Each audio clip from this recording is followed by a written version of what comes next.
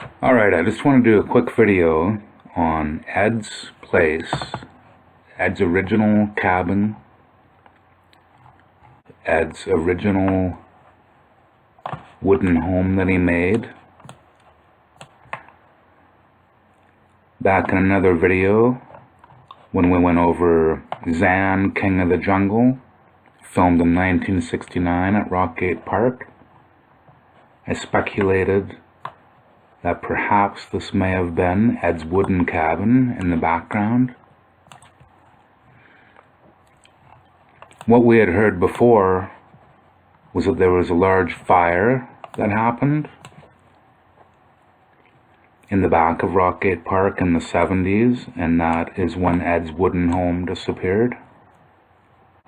This seems to be false information that we were given. There may have been a fire that happened back in here at one point in time, but from what I've read is that it was an actual hurricane that took out Ed's wooden home.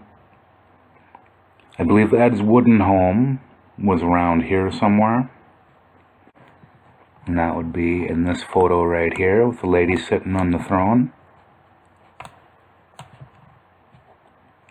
We look down the wall, we got the 9-ton gate, the bathtub, see the obelisk here, Repentance Corner. If you look in behind here,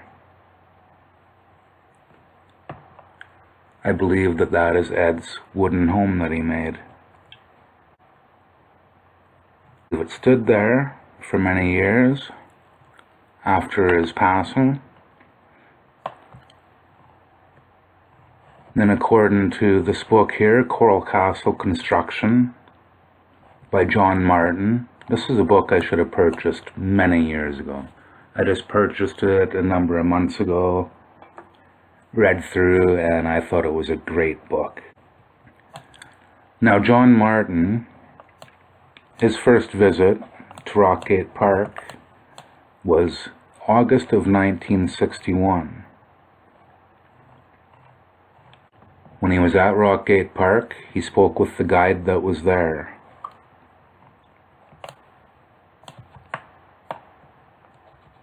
And the guide mentioned that Ed's old wooden cabin on the back of the property had rotted and partially collapsed. I asked if I could take a look at it, but he said it was overgrown and dangerous and that visitors were not allowed. So in 1961, they were not allowing anybody to see Ed's wooden home. Too dilapidated, too dangerous for anyone to go around.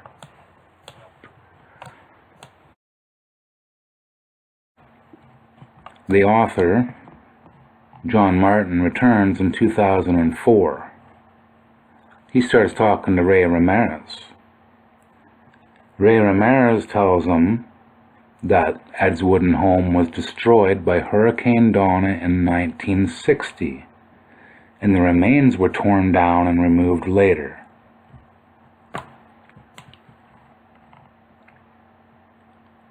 In 1960 Hurricane Donna. Hurricane Donna is the only hurricane on record to produce hurricane-force winds in Florida, the Mid-Atlantic states, and New England. The highest sustained winds measured for Hurricane Donna were 257.5 kilometers an hour, 160 miles per hour, and the lowest measured central pressure was 930.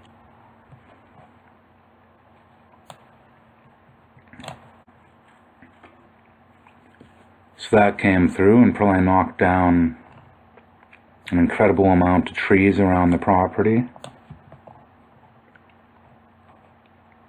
Ed's home being right there, some trees may have fallen on it and busted it to some pieces.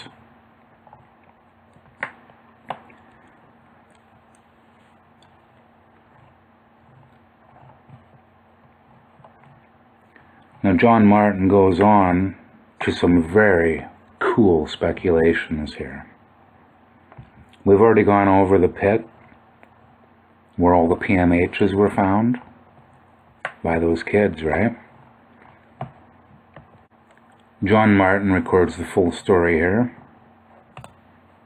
When we were kids, we used to play in the woods outside the grounds of Coral Castle. When I was about 8 or 9, in about 1962, my friend and I found a stack of rotted telephone poles beside a square hole about 6 feet deep and 15 feet on each side, completely covered in undergrowth.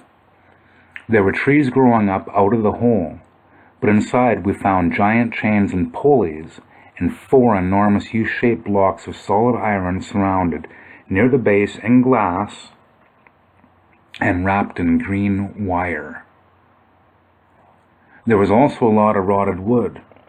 My friend's dad said it was a stockpile from World War II, and he forbade us to return there. He reported it to the township, and 2 days later, about 25 soldiers showed up with chainsaws and cut a path to the site. We watched them load the machines onto a small flatbed truck and drive it all away. I am positive that those machines belonged to Ed.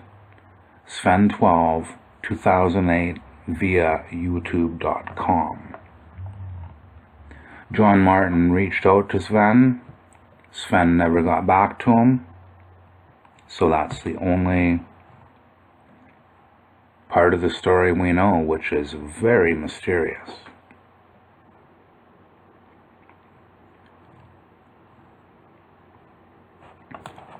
So some of these trees may have been chainsawed down during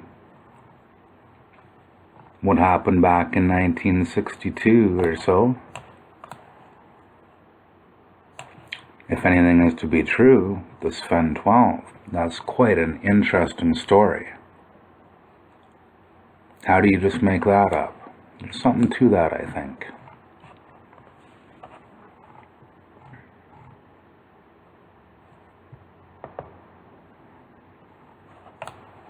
So why would Ed have a pit?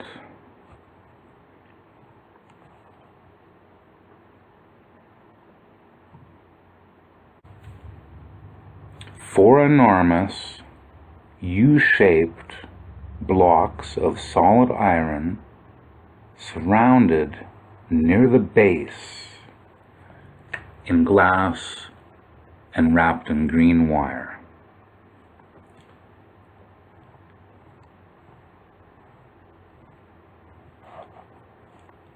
So will these all be pointing out, and then in the base center was glass.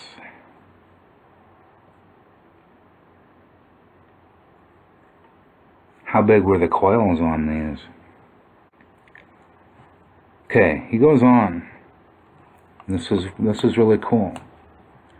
Now the above description suggests that Ed's wood building had a basement and that it was used to store tools. The above description that he's talking about, okay, we go on to here.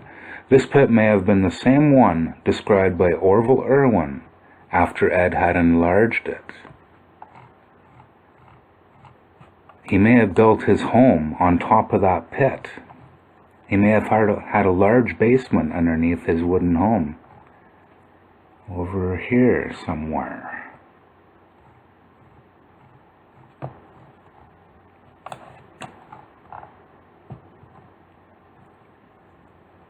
Alright, so this pit may have been the same one described by Orville Irwin after Ed had enlarged it.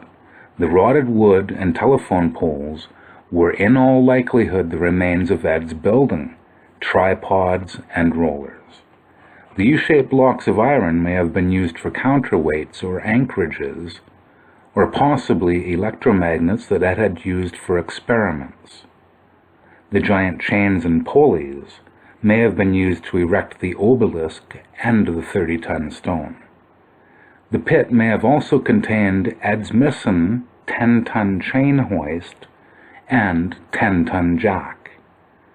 Efforts to contact Sven 12 for additional details have been unsuccessful. Now, how cool is that? I would not be surprised if Ed built if he put his wooden home over that pit that Orville Irwin described. Because when Ed first came to the property, supposedly Ed carved a channel, put all his tools in the channel, and he bolted a ladder. He put a ladder across with chains going down to hold the ladder so nobody could get in and steal his tools. Now, if Ed expanded on that and put his... that is cool. But debunked is there may have been a fire in the 70s, but the fire is not what destroyed Ed's first original wooden home. What apparently took out Ed's first original home at Rockgate Park location was Hurricane Donna. 1960. Quite the storm it was.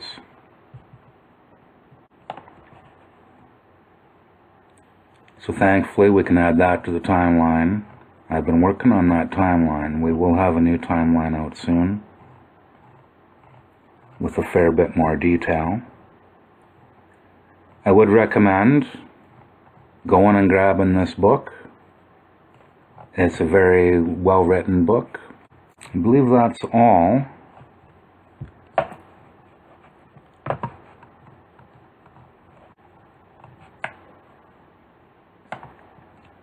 I am sure somebody has some photos of Ed's original home from Rockgate Park for 1960. Or did they not allow anybody around Ed's original home even back in 1960? As I said, I do believe where Ed's original home used to exist. Look at this photo here. This is the throne room where this lady's sitting.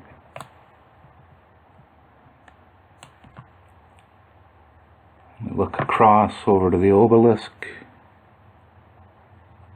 The structure back here. If you can see that roof line, I believe that's where Ed's original wooden home was.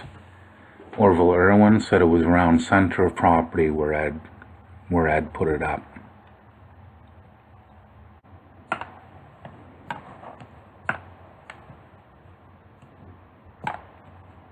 We're getting more detail in there.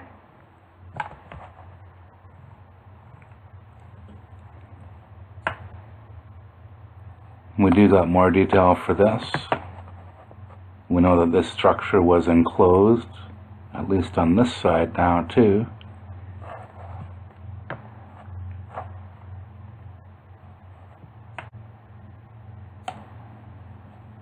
This detail here is from before Ed was finished. Darren Nemeth, the video he's got around that time. And Ed was still full-time living in his wooden home.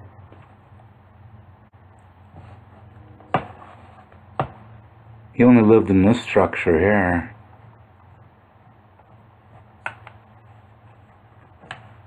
for not a lot of years. I don't really like that texture on there. Too much stuff blends in. Still a lot to do in these models. It's only been how many years? That's all for now. Thank you for all your time,